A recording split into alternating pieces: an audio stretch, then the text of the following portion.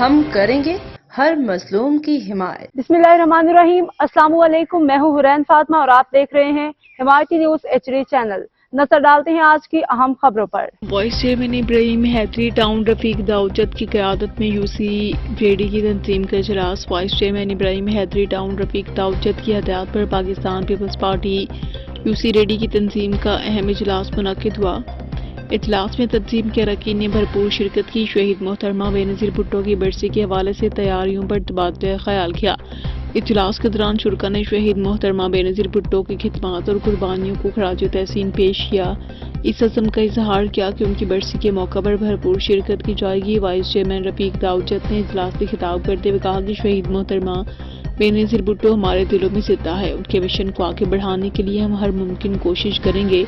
انہوں نے کہا کہ UC ریڈی کے کارکنان اپنے روایات کو برقرار رکھتے ہوئے اس سال بھی کڑی خدابخش جلسہ گاہ میں بھرپور شرکت کریں گے اور پارٹی قیادت کے شانہ بشانہ کھڑے رہیں گے۔ اجلاس کے اختتام پر کارکنان نے برسی کی کامیاب انعقاد کی دعا کی۔